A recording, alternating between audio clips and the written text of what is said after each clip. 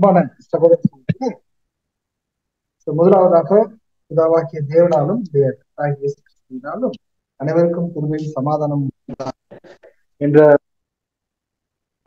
கூட நாம்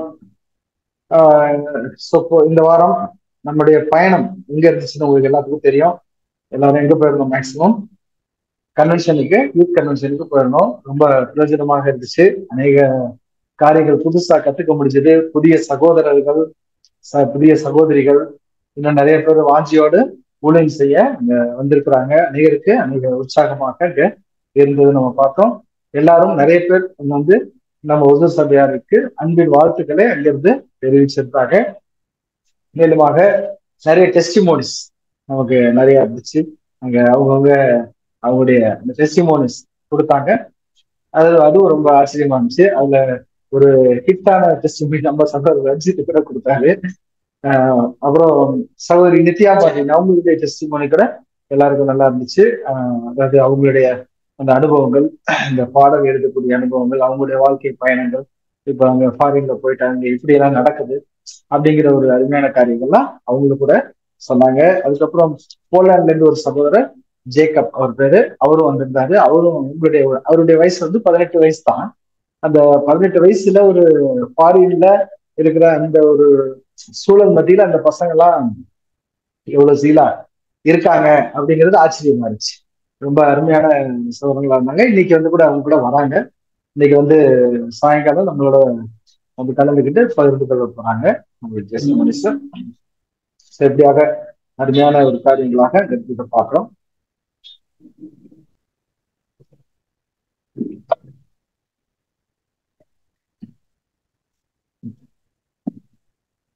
சோ இப்போ நம்ம இன்னைக்கு என்ன பாயிண்ட் ஒண்ணு எடுத்துக்கலாம் அப்படின்னா,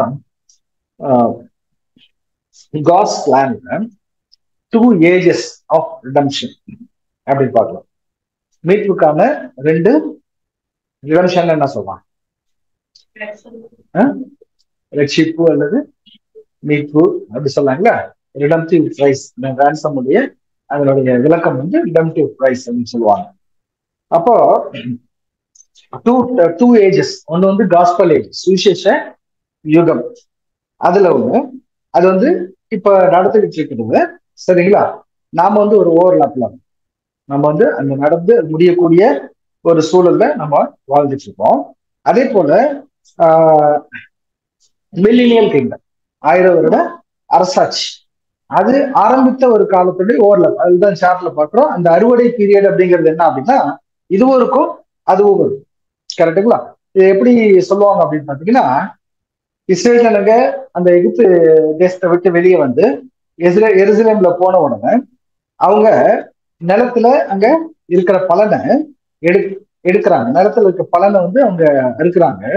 ஆனா அந்த அறுக்கிற அன்னைக்கு மண்ணா கொழிஞ்சிச்சு. அடுத்த சரிங்களா, அன்னைக்கு வந்து அவங்களுக்கு டபுள் டைப் ஆஃப் ஃபுட்டு, மண்ணாவும் இருந்துச்சு, நிலத்தினுடைய பலன் என்ன? இஸ்ரேல் ஆவிக்குரிய இஸ்ரேல் அது 1000 வருட அரசாட்சியினுடைய ஆரம்பம் இல்லைங்களா? அந்த இதை பார்க்கணும். அந்த 1000 வருட அரசாட்சிக்குள்ள இருக்க நிலத்தின் பலனையும் என்ன பண்ணாங்க? சாப்பிட்டாங்க. சுவிசேஷத்துல இருக்கிற காஸ்பல் பிளானையும் சாப்பிட்டாங்க. அதனாலதான் நம்ம என்ன சொல்றோம், 1000 வருட அரசாட்சியும் ஆரம்பிச்சிருச்சு, சுவிசேஷமும் இந்த முடியுது. புரிஞ்சுங்களா? இதனால நம்ம தெளிவா ஆயிக்கணும். சோ ஓகே, இப்ப நம்ம தனித்தனியா எடுத்து செட்டப் பண்ணி பார்க்கணும். இப்ப சுவிசேஷம் அங்க வந்துட்டு முக்கியமாக சுவிசேஷம் முழுக்கவும் அறுவடையும் சேர்த்து முழுக்கவும் அங்க வந்து என்ன மாதிரியான ஒரு கால் இருந்துச்சு, அழைப்பு என்ன மாதிரியான அழைப்பு இருந்தது? அதாவது சொல்லலாம், ஆபிரகாமிக் கவர்னன்ட்ல சரிங்களா, வானத்து நட்சத்திரத்தை போல ஆசீர்வாதம். அப்ப ஹெவன்லி காலிங் அப்படின்னு சொல்லலாம். சரிங்களா? ஹெவன்லி காலிங் அப்படின்னு சொல்லலாம். சரி, இப்ப 1000 வருட அரசாட்சி மில்லினியல் ஏஜ்ல, கரெக்டுங்களா, முழுக்க 1000 வருட அரசாட்சியில மேஜர் போர்ஷன் என்ன இருக்குது?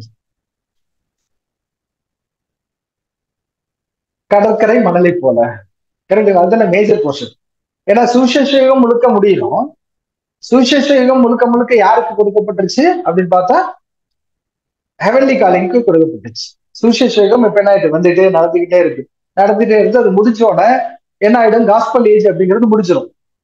கரெக்டுங்களா? அப்போ அதுல அந்த ஹெவன்லி காலிங்ல 2 பார்ட் பார்க்கும். 2 பார்ட்டா நீங்க எதை நினைச்சுக்கலாம் அப்படின்னா, சபை, திரள் கூட்டம் வச்சுக்கலாம். அந்த சபையிலேயே 2 பார்ட் இருக்கு, 2 டிவிஷன் இருக்கு. என்னது? சபையிலே 2 இருக்கு. 2னா 2 விதம் இல்ல, 2 சீசன். எல்லாமே முதலாம் உயிர்த்த விதம் தான். அது வந்து முதலாம் உயிர்த்தல்ங்கிறது ஒரு கேட்டகரி, கிளாஸ். இல்ல தோணி வகுப்பா இருக்கிறது இவங்கதான், திரள் கூட்டம். அதுவும் சுவிசேஷத்தினுடைய முடிவுல தான் வருது. இல்ல, உயிர்த்தெழுதல் 2 டைப்பா, 2 சொல்லுங்க. இமை பொழுதுல மறுரூபமாகிற ஒரு காரியம் இருக்கு. மரித்தவங்க, ஆல்ரெடி மரித்தவங்க அந்த உயிர்த்தெழுகிற ஒரு காரியம் இருக்கு. புரியுதுங்களா? 2க்கு டிஃபரன்ஸ் தெரிஞ்சுங்க. 2மே சபை வகுப்பார் தான். 1878 1878 அப்படிங்கிற ஒரு டேட் நம்ம காலக்கணக்குல நம்ம பார்ப்போம். அந்த 1878 என்ன ஆகும் அப்படின்னா, இதுவரை மரித்தவர்கள், சரிங்களா, முதலாவது என்ன பண்ணுவாங்க, உயிர் தெழுவாங்க. பின்பு உயிரோடு இருக்கும் நாமும், சரிங்களா, ஒரு இமை பொழுதுல, ஒரு கன பொழுதுல மறுரூபம் ஆக்கப்படுவோம் அப்படின்னா, அவங்களுடைய ஓட்டம் முடியிறப்ப, ஒவ்வொரு ஓட்டமும் முடியிறப்ப அவங்களுடைய மரணம் வந்துச்சுன்னா என்ன ஆயிடுது, மறுரூபமாகிற ஒரு காரியம். மரணத்தின் போது மற்றவர்களுடைய பார்வைக்கு எல்லாருடைய பாடியும் பாக்குறப்ப அவங்க மறிச்சிருப்பாங்க. கரெக்டுங்களா? ஆனா புது சிருஷ்டியுடைய சரீரம் உள்ளாக வளர்த்துக்கிட்டே இருந்தாங்க பாத்தீங்களா, அது மறுரூபமாகி அது என்ன ஆயிடும், இது மாம்சத்தை விட்டு பிரிஞ்சு என்ன ஆயிடும் அப்படின்னா சபையினுடைய ஒரு வாய்ப்புக்குள்ளாக அங்க போயிடும். அப்படிங்கிறது தான் நம்ம இங்க பார்க்கணும். சரிங்களா? சோ அதுக்கு ஏதாவது சரீரம் இருக்கா அப்படின்னா அது இல்லை. சரிங்களா? அது ஆத்துமான்னு சொல்லுவோமா? ஆத்துமான என்ன? ஆத்துமான என்ன? சரீரத்தோட இருக்கிறது தான் ஆத்துமா. சரிங்களா? நிறைய பேர் இதுதான் என்ன பண்ணிக்குவாங்க, கன்ஃபியூஸ் பண்ணிட்டு, பாருங்க வசனம் இப்படிதான் இருக்குது, அவங்க மறுரூபம் ஆயிட்டா அதைதான் நாங்க என்ன சொல்றோம், ஆத்துமான்னு சொல்றோம் அப்படின்னு சொல்லி கன்ஃபியூஸ் ஆயிக்குவாங்க. புரிஞ்சுதுங்களா அந்த டிஃபரன்ஸ்? இதுல நம்மளால தெரிஞ்சு அது வந்து புது சிருஷ்டி சபையாகிறது. சரிங்களா? அது வந்து யாருக்கு அப்படின்னா, இப்ப வாழ்ந்துட்டு இருக்கிற இந்த கடைசி கால ஜனங்களுக்கு. ஆனா மற்றவர்கள்லாம் மரித்து, அதுக்கு முன்னாடி 1878 வரைக்கும் மரித்தவர்கள் என்ன பண்ணிட்டு இருந்தாங்க அப்படின்னா, மரிச்சு மண்ணிலே தான் இருந்தாங்க. இயேசு கிறிஸ்துவனுடைய 2ஆம் வருகை 1874 வந்து 3 வருஷம் அந்த அறுவடை காலம் முடியல. 1878 அவங்க என்ன ஆகுறாங்கன்னா உயிர் தெளிஞ்சு போயிடுறாங்க. அது வரைக்கும் தனியா எதுவும் இதெல்லாம் இல்லை, எதுவுமே பூமியில இங்க இல்லை. சரிங்களா? எல்லாமே நிச்சயில தான் இருந்தான். இது நம்ம நல்லா தெரிஞ்சுக்கணும். ஓகே. சோ அடுத்ததான் பார்க்கும்போது மில்லினியல் கிங்டம்.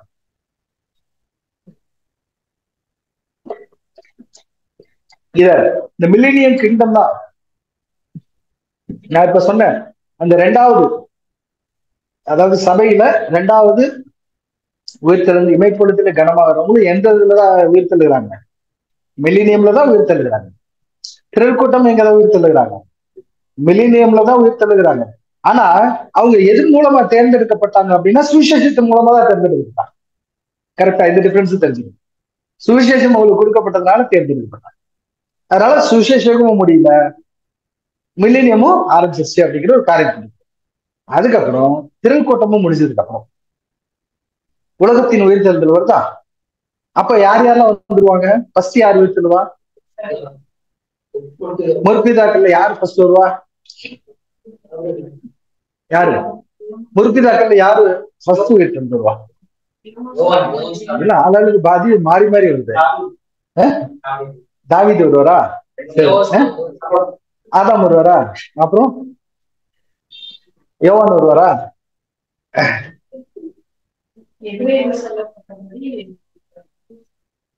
எப்படி அதை வந்து ஆக்சுவலி சார் ரஞ்சித் சொன்னாரு யோவான், ஏன்னா யூத் மீட்டிங்ல அவர் அட்டன் பண்ணிட்டாரு பாடம். சரிங்களா? அதனால கரெக்டா சொல்லிட்டாரு. சரிங்களா? யோவான். ஏன்னா ஸ்திரீகள் நமது பிறந்தவர்கள முதற் பலன் யாரு, முதல் பெரியவர் யாரு? யோவான். யோவான் தான் ஸ்திரீகள்ல பிறந்தவர்கள்ல மூத்தவர், மனுஷங்கள். கரெக்டுங்களா? அப்படிங்கிற ஒரு இப்ப நாளைக்கு உயிர்த்தெழுதல் வரப்ப எல்லா மனுஷங்களும் திரும்ப உயிர்த்தெழுந்து வரப்ப மூத்தவரா யாருதான் இருப்பாரு? யோவான் தான் இருக்கார். அவர் முற்பிதாவாகவும் இருக்கிறார். இந்த விஷயம் நம்ம தெளிவாக்கும். அதுக்கப்புறம் முடிஞ்ச உடனே ஆதாம் எப்ப வருவாரு? எப்ப முற்பிதா வருவாரு? எப்ப வருவாரு ஆதாம்? சொல்றேன்னு சொல்லிட்டு சொல்லாம விட்டாரா?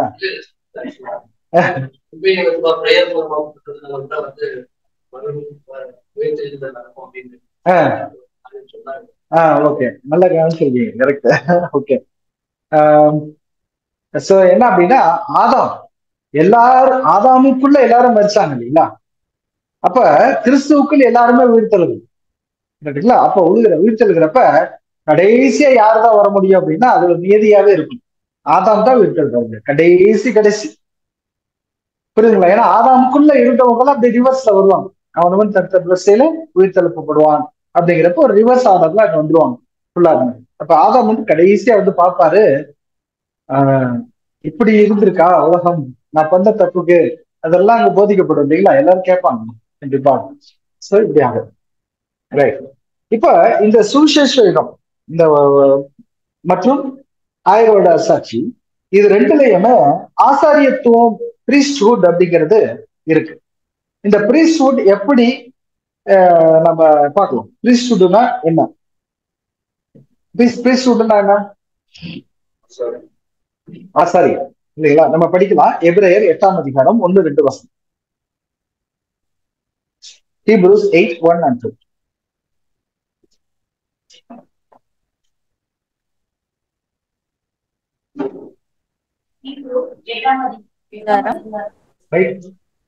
சிஸ்டர்,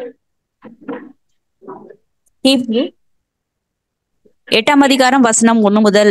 மேற்சொல்லியவைகளின் முக்கியமான பொருள் என்னவெனில், பரலோகத்திலுள்ள மகத்துவ ஆசனத்தின் வலது பாரிசத்திலே உட்கார்ந்திருக்கிறவருமாய், பரிசுத்த ஸ்தலத்திலும் மனுஷரால் அல்ல கர்த்தரால் ஸ்தாபிக்கப்பட்ட மெய்யான கூடாரத்திலும் ஆசாரிய ஊழியம் செய்கிறவருமாய் இருக்கிற பிரதான ஆசாரியர் நமக்கு உண்டு. ஒவ்வொரு பிரதான ஆசாரியனும் காணிக்கைகளையும் பலிகளையும் செலுத்தும்படி நியமிக்கப்படுகின்றான். ஆதலால் செலுத்தும்படிக்கு ஏதோ ஒன்று இவருக்கும் அவசியம் வேண்டியதா இருக்கிறது. சரிங்களா? இவர் வந்து நம்முடைய கர்த்தராகிய இயேசு கிறிஸ்து பிரதான ஆசாரியர் அப்படிங்கிற ஒரு விஷயம் அங்க நம்ம பாக்குறோம். சோ இவருதான் எல்லாத்துக்குமே அந்த மெய்யான ஆசரிப்பு கூடாரம் அப்படின்னு கூட பாக்குறோம். மெய்யான கூடாரம் இதுல வந்து அவர் தான் எல்லாமே இருக்கிறார் அப்படிங்கிறது நம்ம பார்த்தாலும், இயேசு கிறிஸ்து வந்துட்டு ஆடாமுடைய பாவங்களை அவரு நம்ம கிட்ட என்ன பண்றாரு? நீக்கிறார். உலகத்து ஜனங்கிட்ட எல்லாத்துக்கிட்டையுமே நீக்கிட்டு எல்லாருக்கும் ஒரு புதிய ஒரு வாழ்க்கைய இங்க கொடுத்ததனுடைய வேலை தான் இந்த ஈடுபடி அப்படிங்கிற வேலை. அப்போ அவர் சுவிசேஷ யுகத்துல அவர் ஆசாரியனா இருந்தாரா இல்லையா? சுவிசேஷ யுகத்துல ஆமா இருந்தார். சுவிசேஷ யுகத்திலே அவர் தான் ஆசாரியர், பிரதான ஆசாரியர் இல்லைங்களா? இந்த முழு 1000 வருட அரசாட்சிக்கும் யார் தான் ஆசாரியர்? இயேசு கிறிஸ்து தான் பிரதான ஆசாரியர் அப்படிங்கறத நம்ம பார்க்கிறோம். வெளிப்படுத்தின விசேஷம் 20:6. வெளிப்படுத்தின விசேஷம் 20ஆம் அதிகாரம் வசனம் 6. முதலாம் உயிர்த்தெழுதலுக்கு பங்குள்ளவன் பாக்கியவானும் பரிசுத்தவானுமாய் இருக்கிறான். இவர்கள் மேல் 2ஆம் மரணத்திற்கு அதிகாரம் இல்லை. இவர்கள் தேவனுக்கும் கிறிஸ்துவுக்கும் முன்பாக ஆசாரியராய் இருந்து அவரோட கூட 1000 வருஷம் அரசாளுவார்கள். இதுல என்ன டிஃபரன்ஸ் அப்படின்னா, சுவிசேஷ யுகத்துல ஆசாரியர் பிரதான ஆசாரியர் இயேசு கிறிஸ்து மட்டும்தான். நமக்கு ஆசாரியம் கொடுத்துருக்கா? நாம ஆசாரியர்கள் ராஜாக்களுமா இருக்கிறோமா? இல்ல. ஆனா 1000 வருட அரசாட்சியில என்ன வந்துடும்? கிறிஸ்துவோடு கூட யாரும் ஆசாரியர்களா இருக்காங்க. சரிங்களா? சபையும் அங்க ஆசீர்வாதமாக அங்க இருக்கிறாங்க அப்படின்னு சொல்லி பாக்குறோம். சோ இதன் மூலமாக, இந்த ஆசாரியத்துவத்தின் மூலமாக இன்னும் சொல்ல போனா, இயேசு கிறிஸ்து நித்திய பிதாவை பற்றி கூட பார்த்தாங்க இல்லையா? அங்க யூத் மீட்டிங். நித்திய பிதா இயேசு கிறிஸ்து வந்து நித்திய பிதாவா இருக்காரு. சரிங்களா? நித்திய அம்மாவா யார் இருப்பார்? சபை இருக்கும். சரிங்களா? மற்ற ஜனங்கள்லாம் எப்படி இருப்பாங்க? பிள்ளைகளாக அங்க இருப்பாங்க. கரெக்டுங்களா? இவங்க 2 பேருக்கும் பிள்ளைகளாக அவர்கள் இருப்பாங்க. இவங்க அம்மா அப்பா மாதிரி இருப்பாங்க. அதாவது உயிர்த்தெழுதல். அப்பதான் இயேசு கிறிஸ்து பிதாங்கிற ஸ்தானத்துக்குள்ள போறார். அப்ப பரலோக பிதா நம்முடைய யெகோவா தேவன் அவர் என்ன இருந்தார்? அவர் கிராண்ட் ஃபாதர் இல்லைங்களா? அப்படி சொல்லலாமா? அவர் எப்போதுமே பெரியவர் தான், சரிங்களா? அவர் எப்போதுமே ஒட்டுமொத்த அண்ட சராசரத்துக்கும் அவர் தான் தகப்பன். அவருக்கு ஈக்குவல் இயேசு கிறிஸ்து ஒருவேளை நித்திய பிதாவை ஆயிட்டாலும், சரிங்களா, இப்ப அவர் சர்வ வல்லமை வாங்கியிருந்தாலும் யாருக்கு ஈக்குவல் ஆக முடியாதுன்னு வசனம் சொல்லுது? யெகோவா தேவனுக்கு ஈக்குவலாக அவர் ஆக மாட்டார், ஆகவும் முடியாது, சரிங்களா? அது அந்த நிலைமை வேற. அப்ப அவர் ரொம்ப ரொம்ப மூத்தம், புரிஞ்சுங்களா? சோ இந்த டிஃபரன்ஸ் உலகத்துக்கு தெரியாது, நமக்கு தான் தெரியும். உலகத்துக்கு என்ன பண்ண மாட்டாங்க பாருங்க, நித்திய பிதான்னு சொல்லியிருக்கு, இது ஒரு வசனமே போதும் இயேசுதான் பிதா அப்படின்னு சொல்றதுக்கு அவங்க ஆர்கியூ பண்ணுவாங்க. ஆனா இயேசு இப்ப வரைக்கும் அவர் பிதா இல்ல. எப்பதான் பிதா? இப்ப வரைக்கும் அவர் கல்யாணம் முடியல. கல்யாணம் முடிச்சாதான் ஒருத்தர் அப்பாவும் ஆக முடியும், கரெக்டுங்களா? கல்யாணம் முடிச்சாதானே ஒருத்தர் அப்பாவும் ஆக முடியும். அப்ப இப்ப எப்படிதான் இருக்கிறார்? பிரதான ஆசாரியானா இருக்கிறார், அதெல்லாம் ஓகே தான். பட் இப்போ வரைக்கும் அவர் கிறிஸ்துவாக இருக்கிறார். சபை இன்னும் நிறைவடையில அடையாததுனால, அடைஞ்சாதான் உலகத்துக்கு உயிர்த்தெழுதல், யோவான் உயிர்த்தெழுதல், எல்லாருமே உயிர்த்தெழுவாங்க, எல்லாருமே பிதாக்களாக முன்னாடி இருந்தவங்கள பிரபுக்களாக வைப்பீர் அப்படிங்கிற சொன்னாங்க.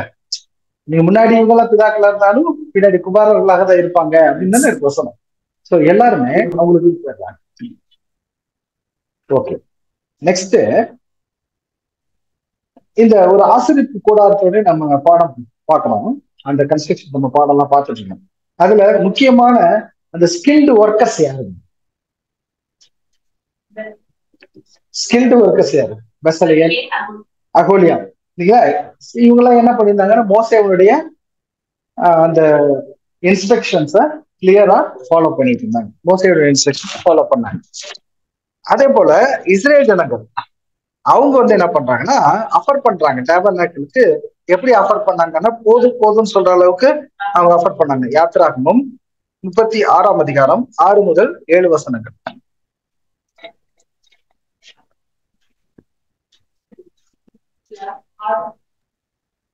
யாத்ராகமம் 36ஆம் அதிகாரம் வசனம் 6 முதல். அப்பொழுது மோசே, இனி புருஷர்களாவது ஸ்திரீகளாவது பரிசுத்த ஸ்தலத்திற்கென்று காணிக்கையாக ஒரு வேலையும் செய்ய வேண்டாம் என்று பாளையம் எங்கும் கூறும்படி கட்டளையிட்டான். இவ்விதமாக ஜனங்கள் கொண்டு வருகிறது நிறுத்தப்பட்டது. செய்ய வேண்டிய எல்லா வேலைகளுக்கும் போதுமான பொருட்கள் இருந்தது அல்லாமல் அதிகமாயும் இருந்தது. வேலை செய்கிறவர்களாகிய ஞான இருதயமுள்ள யாவரும் வாசஸ்தலத்தை உண்டாக்கினார்கள். அதற்கு திரித்த மெல்லிய பஞ்சு நூலாலும் இள நீல நூலாலும் இரத்தாம்பர நூலாலும் சிவப்பு நூலாலும் வினோத நெசவு வேலையாகிய கேருபீன்கள் உள்ள 10 முத்திரைகளையும் மூடுதிரைகளையும் பண்ணினார்கள். சோ அவங்க கொண்டு வந்த அந்த காணிக்கைகள் எப்படி இருந்துச்சு அப்படின்னா போதும் போதும்னு சொல்ற அளவுக்கு அங்க இருந்ததாக பாக்குறோம். சோ இது ஒரு காரியம். அடுத்தது ஆசரிப்பு கூடாரம் கட்டி முடிக்கிறாங்க 39ல. யாத்திராகமம் 39:43. யாத்திராகமம் 39ஆம் அதிகாரம் வாசனம் 43. கர்த்தர் மோசேக்கு கற்பித்தபடி எல்லாம் இஸ்ரவேல் புத்திரர் சகல வேலைகளையும் செய்தார்கள். மோசே அந்த வேலைகளை எல்லாம் பார்த்தான். கர்த்தர் கற்பித்தபடியே அதை செய்திருந்தார்கள். மோசே அவர்களை ஆசீர்வதித்தான். பாருங்க, மோசே அவர்களே ஆசீர்வதித்தார். எப்படி இருந்துச்சு அவங்க செஞ்ச வேலையெல்லாம்? இவர் சொன்ன மாதிரியே அங்க இருந்துச்சு. சோ அந்த ஒரு முடிவோட வேலை எப்படி இருந்துச்சு அப்படின்னா கர்த்தர் கற்றுக் கொடுத்தபடியே இருந்துச்சா. கரெக்டா? கர்த்தர் என்ன சொல்லிட்டாரோ ஆடிட் பண்ணி செக் பண்ணி சைன் பண்ணி சீல் பண்ணிட்டாரு. அதான் ஆசீர்வாதம். கரெக்டா? ஆசீர்வாதம் கொடுத்தாச்சு. சோ இப்படியாக அது நடந்துச்சு. சோ எப்ப அது ஓபன் பண்றாங்க, அந்த ஒரு டேபர்நாக்கிள் எப்போ ஓபன் பண்றாங்க அப்படின்னு பாக்குறப்ப நீசான் மாசம் அந்த முதலாம் நாள், ஃபர்ஸ்ட் டே ஆஃப் யாத்ராகமம் 40:2. யாத்ராகமம் 40ஆம் அதிகாரம் வசனம் 2. நீ முதலாம் மாதம் முதல் தேதியில் ஆசரிப்பு கூடாரத்தின் வாசஸ்தலத்தை ஸ்தாபனம் பண்ணு. பாத்தீங்களா? ஆசரிப்பு கூடாரம் எப்போ ஓபன் ஆகுது? 17வது வசனம் கூட வசனம் 17. 2ஆம் வருஷம் முதலாம் மாதம் முதல் தேதியில் வாசஸ்தலம் ஸ்தாபனம் பண்ணப்பட்டது. பாருங்க, அப்பனா முதலாம் மாதம் அப்படிங்கிற ஒரு காரியம் என்ன அடையாளப்படுத்துச்சு? நம்ம ஹார்வெஸ்ட் பாடம் பார்த்தோம் இல்லைங்களா போன வாரம்? போன வாரம் என்ன பார்த்தோம்? ஹார்வெஸ்ட் பாடம் பார்த்ததுல முதலாம் மாசம் எதை ஆரம்பிக்குது? கிங்டம் ஸ்டார்ட் ஆயிடுது. கரெக்டுங்களா? கிங்டம் ஸ்டார்ட் ஆகும். புரியுதுங்களா? ஹார்வெஸ்டுக்கு அப்ப இங்க வந்து பாக்குறப்போ ஒரு காலப்பகுதியே அங்க அடையாளப்படுத்துவதாக இருக்குது. இங்க வந்து இயேசு கிறிஸ்து அங்க ஆரம்பிச்சு ஒரு சுவிசேஷ யுகம் அப்படிங்கிறது முடிச்சது. 2ஆம் வருஷம் அப்படிங்கிறது எதை ஆரம்பிச்சது? கிங்டம். முதலாம் மாதம் அது ஸ்தாபனம் பண்ணப்படுச்சு, கிங்டம் வந்து ஆரம்பிச்சிருது அப்படிங்கிற பார்த்தா அந்த கிங்டம்ல நடக்கக்கூடிய ஹார்வெஸ்ட் அதெல்லாம் வந்து பார்க்கும்போது அதெல்லாமே 9 ஹார்வெஸ்ட் நம்ம பார்த்தீங்களா? 9 ஹார்வெஸ்ட்ல என்னென்ன இருக்குது அப்படின்னா ஒவ்வொன்றும் ஒவ்வொரு வரிசையில அந்த உயிர்த்தெழுதல் இருக்கக்கூடிய காரியங்கள் அங்க நடக்கும் அப்படிங்கறத நம்ம போன வாரம் பார்த்தோம். அதே போல இந்த ஆசாரியத்துவத்துக்கு அஃபரிங்ஸ், எத்தனை டைப் ஆஃப் அஃபரிங்ஸ் பண்றாங்க அப்படின்னா, அஃபரிங்ஸ் என்ன? காணிக்கை இல்லைங்களா? லேவியராகமம் 1ஆம் அதிகாரத்திலிருந்து அந்த காரியங்கள் இருக்குது, ஃபுல்லா படிக்க வேண்டாம். ஃபர்ஸ்ட் வந்து பர்ன்ட் அஃபரிங் சொல்றாங்க, தகன பலி. ரெண்டாவது வந்து பீஸ் அஃபரிங், சமாதான பலி. அது எப்படின்னா வாலண்டரி, ஒரு எக்ஸ்பிரஸிங் அப்ரிசியேஷன் ஆஃப் அட்டான்மெண்ட், அந்த பாவ நிவாரண பலிக்கு ஒரு இது. அடுத்து சின் அஃபாரிங், அதுதான் பாவ நிவாரண பலி. Cover unintentional sins. Trespass offerings addressed more culpable sins. கரெக்டுங்களா? அதாவது நம்ம பார்த்தோம், அதாவது சாவுக்கு எதுவான பாவம், சாவுக்கு எதுவல்லாத பாவம் அப்படிங்கிறத பார்த்தோம். இதுல பார்த்தப்போ சாவுக்கு எதுவான பாவம் பாக்குறப்ப என்னென்னலாம் இருந்துச்சு? யூத் மீட்டிங்ல கேட்டீங்க இல்லையா அந்த பாடங்கள்லாம்? சாவுக்கு எதுவான பாவம் சொல்லிட்டு நம்ம கோவப்படுறது கூட என்ன ஆயிடும், பொய் சொல்றது கூட என்ன ஆயிடும், அதெல்லாம் ஆயிடும். அப்ப இது வந்து இட் லீட்ஸ் டு ஃபர்ஸ்ட் வந்து அது எப்படி இருக்கும் அப்படின்னா சாவுக்கு எது அல்லாத பாவமா தெரியும், ஆனா அது எங்க கொண்டு போயிடும்? சாவுக்கு எதுவான பாவத்துக்குள்ளாக கொண்டு போயிடும். சோ அதனால இந்த அஃபரிங்ஸ் கொடுக்கறதே எதுக்கு தான் நியமிச்சிட்டாருன்னு பாத்தீங்கன்னா, இந்த அன்இன்டென்ஷனல் எரர்ஸ், சாவுக்கு ஏது இல்லாத பாவத்துக்கு தான் நம்ம என்ன பண்ண முடியும்? பலி செலுத்த முடியும். சாவுக்கு ஏதுவான பாவம் செஞ்சுட்டு நம்ம பலி செலுத்த முடியாது. கரெக்டுங்களா?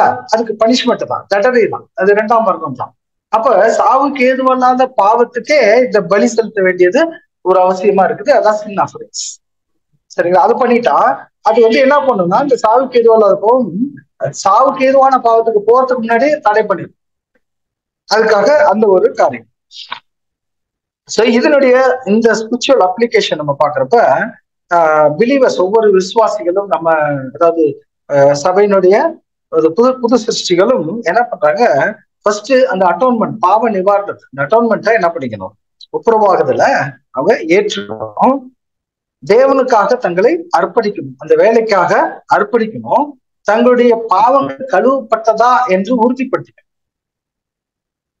நம்ம ஜீவபலியா கொடுக்கிறோம், ஆனா நம்முடைய பாவங்கள் கழுவப்பட்டதா என்று எப்படி உறுதிப்படுத்துவது?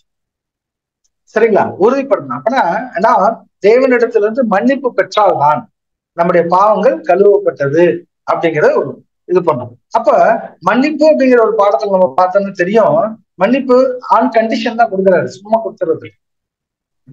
சரிங்களா? எல்லாமே ஆன் கண்டிஷன் இருக்கு. நீ இனிமேல் இதை செய்ய மாட்டேன். தாவீதுக்கு மன்னிப்பு எப்படி கொடுத்தார்?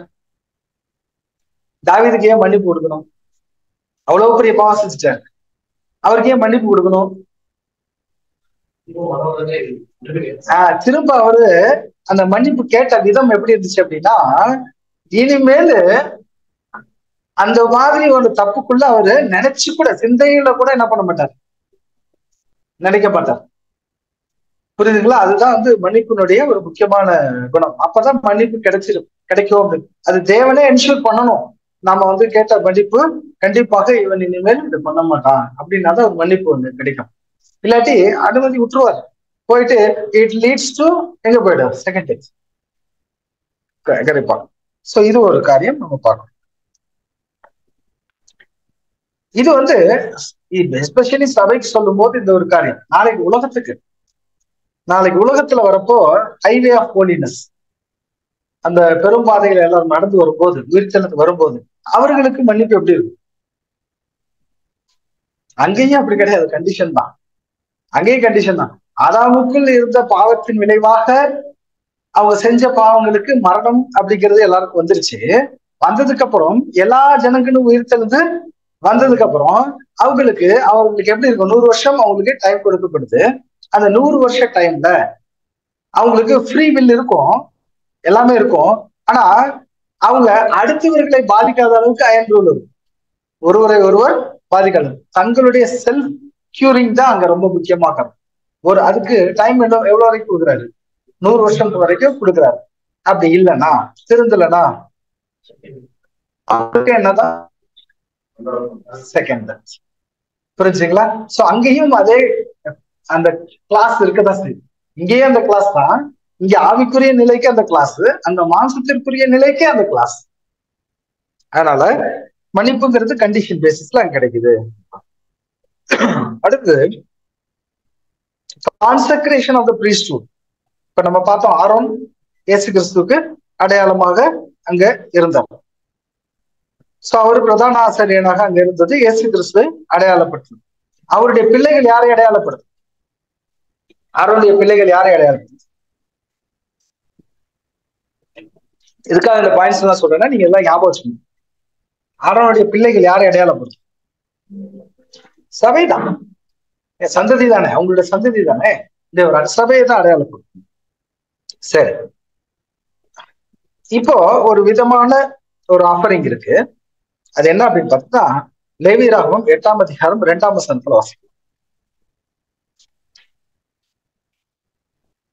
லேவியராகமம் 8ஆம் அதிகாரம் வசனம் 2. நீ ஆரோனையும் அவன் குமாரரையும் வரவழைத்து வஸ்திரங்களையும் அபிஷேக தைலத்தையும் பாவ நிவாரண பலிக்கு ஒரு காளையையும் 2 ஆட்டுக்கடாக்களையும் ஒரு கூடையிலே புளிப்பில்லா அப்பங்களையும் கொண்டு வந்து. இது என்ன பண்ணணும்? புல்லக் ஆஃபரிங், கரெக்டா?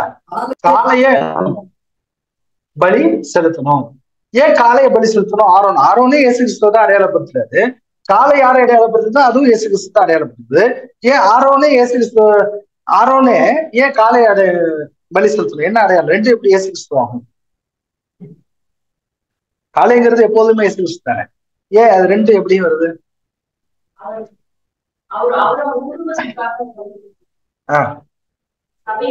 சரி, ஆரோன் தன்னையே கொண்டு போக முடியாது. ஒண்ணு நேச்சுரலா பிசிக்கலா பாக்குறப்ப ஆரோன் தன்னையே கொண்டுகிட்டு அப்புறம் அடுத்தது யார் பலி செலுத்துறது? மற்ற பலிகளை செலுத்துறது, கரெக்டுங்களா? அப்ப தன்னையே கொள்ளுகிற விஷயத்த அவர் எப்படியா மாற்றுகிறார் அப்படிங்கிறப்போ காளையில வைக்கிறார். புரியுதா? காளை எதை அடையாளப்படுத்துது? மாம்சத்தை மாம்சம். இயேசு கிறிஸ்து தன்னுடைய மாம்சத்தை ஜீவ பலியாக அங்க கொடுத்தார். புரிஞ்சுங்களா? இயேசு அப்படித்தானே கொடுத்தாரு. அப்ப ஆரோன் தன்னையே குத்திக்கிட்டு சூசைட் பண்ண முடியாது. ஆனா என்ன பண்ணலாம்? ஒரு காளையை அவரால் அறுக்க முடியும். சோ இது எப்படியா கருதப்பட்டுருச்சு அப்படின்னா, இயேசு தன்னையே ஜீவ பலியாக கொடுத்ததை அடையாளப்படும். காளைங்கிறது ஒரு மாம்சம், தன்னுடைய மாம்சத்தை இங்க பலியாக கொடுத்துட்டார் அப்படிங்கிறத அங்க அடையாளப்படுத்துது. அடுத்தது இன்னொன்னு, 6வது வசனம். வசனம் 6. கர்த்தர் தனக்கு கட்டளையிட்டபடியே மோசே ஆரோனையும் அவன் குமாரரையும் வரவழைத்து அவர்களை ஜலத்தினால் ஸ்நானம் பண்ணிவித்து. ஜலத்தினால் ஸ்நானம், வாஷிங் வித் வாட்டர். இந்த வாஷிங் வித் வாட்டர் எதை அடையாளப்படுத்துதுன்னா கிளென்சிங், ஒருத்தரை சுத்தப்படுத்துறது, கிளென்சிங். அண்ட் டெடிகேஷன், ஒருத்தருக்கு அர்ப்பணிக்கிறது கூட அங்க டெடிகேஷன் அப்படின்னு சொல்லி பாக்குறோம். சோ இது ஒரு காரியம். அடுத்தது 18வது வசனம். லேவியராகமம் 8:18. பின்பு அவன் சர்வாங்க தகன பலிக்கு ஆட்டுக்கடாவை கொண்டு வந்தான். அதன் தலைமேல் ஆரோனும் அவன் குமாரரும் தங்கள் கைகளை வைத்தார்கள். சரிங்களா? 21 வரைக்கும் படிங்க. வசனம் 23. பின்பு அது கொல்லப்பட்டது. மோசே அதன் 21. குடல்களையும் தொடைகளையும் தண்ணீரினால் கழுவின பின் மோசே ஆட்டுக்கடா முழுவதையும் பலிபீடத்தின் மேல் கர்த்தருக்கு சுகந்த வாசனைக்கான சர்வாங்க தகன பலியாக தகனித்தான். இது ராம், ஆட்டுக்கடா. ஆட்டுக்கடாவை சர்வாங்க தகன பலியாக அங்க வச்சு எரிக்கிறார்.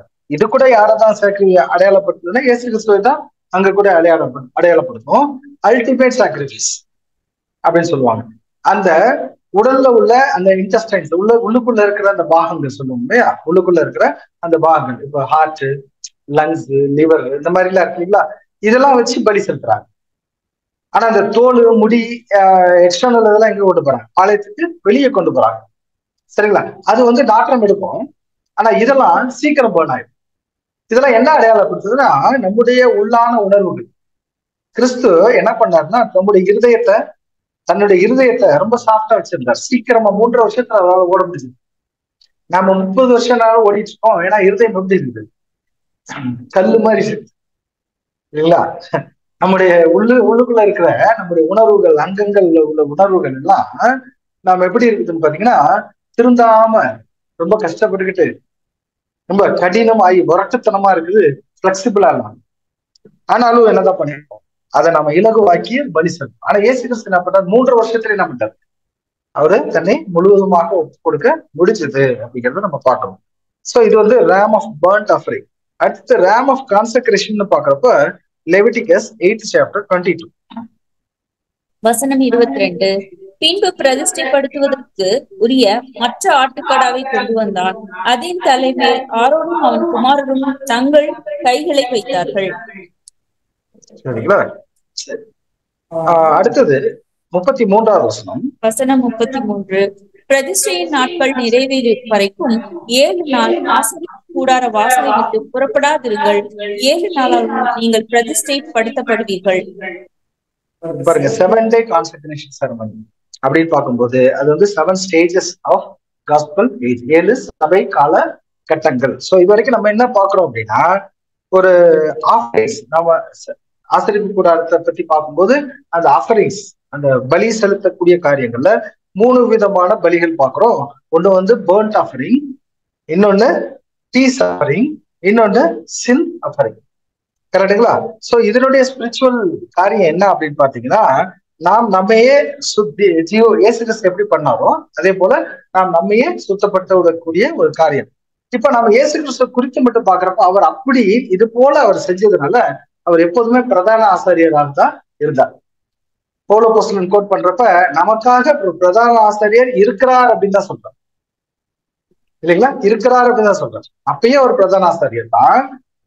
1000 வருட அரசாட்சி முழுமையும் அவர் பிரதான ஆசாரியர் தான். சரிங்களா? அதுக்கப்புறம் யுகாயுகத்துக்கும் அவர் எப்பொழுதுமே பிரதான ஆசாரியர் தான் அப்படின்னு பார்க்கணும்.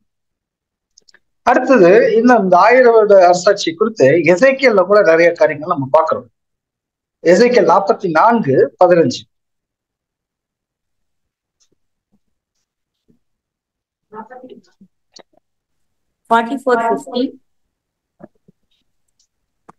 எசேக்கியேல் 44ஆம் அதிகாரம் வசனம் 15. இஸ்ரவேல் புத்திரரே, என்னை விட்டு வழி தப்பி போகையில் என் பரிசுத்த ஸ்தலத்தின் காவலை காக்கிற சாதோக்கின் புத்திரராகிய லேவியர் என்னும் ஆசாரியர்களே எனக்கு ஆராதனை செய்ய என் சமீபத்தில் சேர்ந்து நினத்தையும் ரத்தத்தையும் எனக்கு 15 மட்டும் தானே. இப்ப பார்க்க சன்ஸ் ஆஃப் ஜாதோக்குடைய புத்திரர்கள் இஸ்ரேல் சட்டங்களை வழி விலகாம செஞ்சிருக்காங்க. அப்படின்னா அது யாரு? சன்ஸ் ஆஃப் ஜாதோக் சபையை அடையாளம், சர்ச் கிளாஸை அடையாளப்படுத்துகிறதா இருந்தது அப்படின்னு பார்க்கணும். அதே போல 44ஆம் அதிகாரத்துல இந்த 10-11 வரைக்கும் வாசிங்க. 44ஆம் அதிகாரம் வசனம் 10 முதல். இஸ்ரவேல் வழி தப்பி போகையில் என்னை விட்டு தூரமானவர்களும் என்னை விட்டு வழி தப்பி தங்கள் நரகலான விக்கிரகங்களை பின்பற்றினவர்களும் ஆகிய லேவியரும் தங்கள் அக்கிரமத்தை சுமப்பார்கள். ஆகிலும் அவர்கள் என் ஆலயத்தின் வாசல்களை காத்து என் ஆலயத்தில் ஊழியம் செய்து என் பரிசுத்த ஸ்தலத்திலே பணிவிடைக்காரராய் இருப்பார்கள். அவர்கள் ஜனங்களுக்காக தகன பலிகளையும் மற்ற பலிகளையும் செலுத்தி இவர்களுக்கு ஊழியம் செய்கிறதற்கு இவர்கள் முன்பாக என் பரிசுத்த ஸ்தலத்திலே பணிவிடைக்காரர்களாய் இருப்பார்கள். பரிசுத்த ஸ்தலத்திலே பணிவிடைக்காரர்களாக இருப்பாங்க. இதே வேலையை செய்யறதுக்கு முன்னாடி சன்ஸ் ஆஃப் ஜாதோக் இருந்தாங்க. இன்னும் கொஞ்சம் பேர் இருக்கிறாங்க. யார் அப்படின்னா அவங்களும் திரள் கூட்டம். அவங்க வந்து பணிவிடைக்காரர்கள் அப்படிங்கிற திரள் கூட்டம் அங்க எசேக்கியலோட விஷயம்ல நம்ம பாக்குறோம். அதே போல இந்த எசேக்கியல் விஷயனுக்கும் ரெவல்யூஷனுக்கும் சம்பந்தம் இருக்குது. அந்த கிரேட் கம்பெனி கிளாஸ் குறிச்சு பார்க்கும்போது வெளிப்படுத்தின விசேஷம் 7:15 வாசிக்கிறோம். வெளிப்படுத்தின விசேஷம் 7ஆம் அதிகாரம் வசனம் 15. ஆனபடியால் இவர்கள் தேவனுடைய சிங்காசனத்துக்கு முன்பாக இருந்து இரவும் பகலும் அவருடைய ஆலயத்திலே அவரை சேவிக்கிறவர்கள், சிங்காசனத்தின் மேல் வீற்றிருக்கிறவர்கள் இவர்களுக்குள்ளே வாசமாயிருப்பார். பாத்தீங்களா? இப்போ இங்க கூட பாக்குறோம், அவங்க வீற்றிருக்கிறவர்கள் அப்படின்னு சொல்லி அங்க பாக்குறோம். சோ இதுவும் என்ன பண்ணுது, திரள் கூட்டத்தை அடையாளப்படுத்துவதாக இருக்குது அப்படின்னு பாக்குறோம். வெளிப்படுத்துற விசேஷம் 21:12 வசனம். வெளிப்படுத்தின விசேஷம் 21 வசனம் 12. அதற்கு பெரிதும் உயரமுமான மதில்களும், கிழக்கே 3 வாசல்களும், வடக்கே 3 வாசல்கள், தெற்கே 3 வாசல்கள், மேற்கே 3 வாசல்கள் ஆக 12 வாசல்களும் இருந்தன. ஓகே. சோ இது வரைக்கும் நம்ம பார்த்த சில காரியங்கள்ல என்ன அப்படின்னு பாக்குற ஒரு சம்மரியா நம்ம பாக்குறோம் அப்படின்னா, இந்த பிரிஸ்டி ரோல், பிரிஸ்லி ரோல், ஆசாரியத்துவத்தின் ஒரு வேலை. இயேசு கிறிஸ்துவுக்கு சுவிசேஷம் முழுக்க அவர் தான் ஆசாரியர், பிரதான ஆசாரியர். அப்போ சுவிசேஷத்துல யாருக்கு அவர் சர்வ் பண்ணாரு அப்படின்னு பார்த்தா, சபை ஜனங்களுக்கு அங்க சர்வ் பண்ணாரு. சரிங்களா? அதோட கூட திறன் கூட்டத்துக்கும் என்ன பண்ணிருக்கிறார், அங்க சர்வ் பண்ணிருக்கிறார். அப்போ திரள் கூட்டத்துக்கு சர்வ் பண்ணாரு அப்படிங்கிறப்ப சபைக்கு தான் சர்வ் பண்ணாரு. திரள் கூட்டத்துக்கு தனியான ஒரு சர்விங் இல்லை, சபையினுடைய சர்விங் தான். திரள் கூட்டம்காரவங்க தான் என்ன பண்ணாங்க, திரள் கூட்டமா மாறிட்டாங்க. அவங்க சபையை ஆக முடியாம அதே சர்விங்ல இருந்து அவங்க வந்து அடைய முடியல. அதனால அப்படி நம்ம சொல்றோம். அடுத்தது 1000 வருட அரசாட்சி முழுமை, அதாவது சுவிசேஷம் முடிச்சதுக்கு அப்புறம் வரக்கூடிய அந்த 1000 வருட அரசாட்சிக்குள்ள ஏதோ ஒரு மிடில்ல ஆரம்பிக்கிற அந்த என்ன சொல்லுவோம், கண்ணுக்கு தெரிகிற அந்த அப்போகலிப்ஸ், அந்த ஒரு பீரியட்ல இயேசுவும் சபையும் சேர்ந்து முழு உலகத்துக்கும் ஆசாரியர்களாக இருந்தாங்க இல்லைங்களா? அவங்களுடைய முழு உலக ஆசாரிய வேலைக்கு சப்போர்ட் பண்றது யாரு அப்படின்னா திரள். கரெக்டுங்களா? அப்ப இந்த முழு ஹியூமனிட்டி எல்லாருமே அந்த பெரும்பாதையில வந்த ஹோல் ஹியூமனிட்டி அவங்க என்ன பண்ணுவாங்க அப்படின்னா, டுவார்ட்ஸ் பெர்ஃபெக்ஷன், அந்த ஒரு பெர்ஃபெக்டான பூரண நிலைக்கு அவங்க நடந்து போவாங்க. இதுதான் டோட்டல் டிவைன் அரேஞ்ச்மெண்ட். புரிஞ்சுங்களா? இதான் டோட்டல் டிவைன் அரேஞ்ச்மெண்ட். சோ இதை நம்ம எதுல இருந்து பாக்குறோம், ஆசரிப்பு கூடாரத்துல இருக்கிற அந்த ஆசாரியத்துவத்துல பார்த்தோம். அது சுவிசேஷத்துல நடக்கிற ஒண்ணு. அது வந்து 1ஆம் மாதம் ஆரம்பிச்சு, கரெக்டுங்களா, வந்துச்சு 1ஆம் வருஷம். 2ஆம் வருஷமும் ஒரு ஆரம்பம் இருக்குது. அதுதான் என்னது, மில்லினியம்குள்ள அங்க போறோம். அப்ப 2 விஷயம் அங்க பார்க்கணும். அடுத்தது எசேக்கியேல் விஷயம்ல நம்ம பார்த்தோம், அந்த ஃபெய்த்ஃபுல் பிரீஸ்ட், அப்புறம் அந்த கிரேட் கம்பெனி கிளாஸ் அங்க நம்ம பார்த்தோம். சோ இப்படியாக கிறிஸ்துவும் இயேசுவும் கிறிஸ்துவனா யாரு, சபை, இவங்க ரெண்டும் சேர்ந்து will bring everlasting blessing and reconciliation to mankind in the kingdom. அதுதான் அட்டோன்மெண்ட். புரியுதுங்களா? அட்டோன்மெண்ட் தான் புரியுதுங்களா? Guiding humanity towards perfection and eternal life. அட்டோன்மெண்ட்லாம் என்ன கடைசியா நம்ம பாக்குறோம், தேவன் இங்க இருக்காரு மேல, மனிதர் ரொம்ப தாழ்வான நிலையில இருக்காங்க. சரிங்களா? மனுஷனுடைய நினைவுக்கும் தேவனுடைய நினைவுக்கும் தூரம் ரொம்ப ஜாஸ்தி. முன்னே தூரமாய் இருந்த நீங்கள் எனக்கு சமீபமாயினீர்கள் அப்படிங்கிறதுல எதுல நினைவுகள்ல என்ன பண்றோம், சபையெல்லாம் பக்கத்துல வராங்க, வந்து தேவனோட கூட அவங்க என்ன ஆயிடுறாங்க, சுவிசேஷத்தின் முடிவுல ஒன்னாயிடுறாங்க, தேவனோட கூட ஒன்னாயிடுறாங்க. ஆனா பெரிய கேப் மனுஷங்களுக்கு இவங்களுக்கு இருக்கிறத மத்தியஸ்தம் படி, மத்தியஸ்தர் யாரு இப்போ, நம்ம ஆண்டவராக இயேசு மற்றும் கிறிஸ்து சபை. இயேசு கிறிஸ்துங்கிற வேர்டே ஒரு அருமையான மேஜிக் வேர்டு. இயேசுவும் சபையும் சேர்ந்தாதான் ஒரு இயேசு கிறிஸ்துங்கிற வேர்டே முழுமையாகும், அவருடைய சரீரம் முழுமையாக கம்ப்ளீட் ஆகும். சோ இவங்க 2 பேரும் இருந்து என்ன பண்றாங்க, தூரமா இருக்கிற இந்த மனுஷங்களை தேவனுக்கு சமீபமாக்குறாங்க. அதுதான் அட்டோன்மெண்ட். சரிங்களா? அது என்ன, ஒப்புரவு ஆக்குதல் தேவனோட கூட. அப்ப தேவன் நினைச்ச மாதிரி ஒரு பூமி இன்னும் உருவாகல. சரிங்களா? தேவன் நினைச்ச மாதிரி ஒரு பூமியை உருவாக்குறதுக்கு தேவன் இயேசு கிறிஸ்துவ அந்த சராசரத்தை படைக்கிறதுக்கு உருவாக்குனார். இயேசு கிறிஸ்துவ என்ன பண்ண, தேவன் படைச்சதுல காரணம்னா, ஒட்டுமொத்த அந்த சராசரம் யார் கையால படைக்கப்பட்டுச்சு, இயேசு கிறிஸ்துவால படைக்கப்பட்டுச்சு. அதுல பூமியும் ஒண்ணு.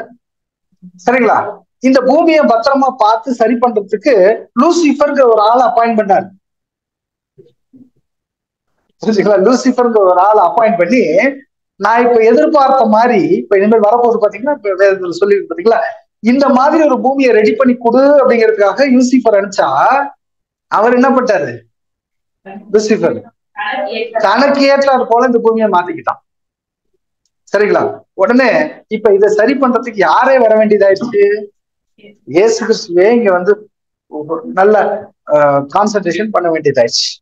பண்ணி சரி அப்ப லூசிஃபர் வேண்டாம், சரிங்களா, இந்த மனுஷங்க லூசிஃபர் யார வச்சு அவன் தான் ஆளணும்னு நினைச்சானோ அதே மனுஷங்களுக்குள்ள இருந்த சபை வகுப்பார் அப்படிங்கிற உத்தமர்களை எடுத்து அவர்களை வச்சு இந்த பூமியை திரும்ப சீர்படுத்தி ஸ்திரப்படுத்தி பலப்படுத்தி சர்வத்தையும் சரி பண்ணிட்டு சர்வ வல்லமையுள்ள பிதாவாகிய தேவன் கிட்ட இதோ தேவனே இந்த கிரியேஷன் முடிஞ்சிருச்சு, பூமிக்குரிய அந்த பெர்ஃபெக்ஷன் முடிஞ்சிருச்சு அப்படின்னு சொல்லி ஒப்படைச்சிட்டு பிதாவுக்கு இவர் என்ன வைப்பாரு? குமாரனா. என்றைக்கும் ஒரு குமாரன் தான், சரிங்களா? அந்த தகப்பன் மகன் உறவுல மாற போறதுல இவர் என்றைக்கும் கீழ்பட்டிருப்பார், சரிங்களா? அவருடைய மனைவியாக சபை அங்க இருப்பாங்க. இயேசு கிறிஸ்துக்கும் சபைக்கும் பிறந்த பிள்ளைகளாக யார் இருப்பாங்க? ஒட்டுமொத்த உலகத்து ஜனங்களும் இருப்பாங்க. இருந்து இந்த பூமியை தேவன் நினைச்ச மாதிரி ரன் பண்ணிட்டு போவோம். இதுதான் தேவனுடைய இந்த முழு தெய்வீக திட்டத்தை ஈஸியா சுருக்கமா நம்ம இந்த எசேக்கியேல் டாபர்நாக்கிள் வச்சு இப்ப பார்த்தோம். அது வந்து அந்த ஆசாரியத்துவம் அப்படிங்கிற ஒரு விஷயத்தை வச்சு நம்ம வந்து பார்க்கணும். சரிங்களா? ஆசாரியத்துவம் என்றென்றும் அவர் ஆசாரியத்துவம், எப்பொழுதுமே பிரதான ஆசாரியத்துவம் அப்படிங்கிறத வச்சும் நம்ம பார்ப்போம். சரி, பொறுமையோடு கேட்ட அனைவரையும் தேவன் தாமே ஆசீர்வதிப்பாராக. ஆமென்.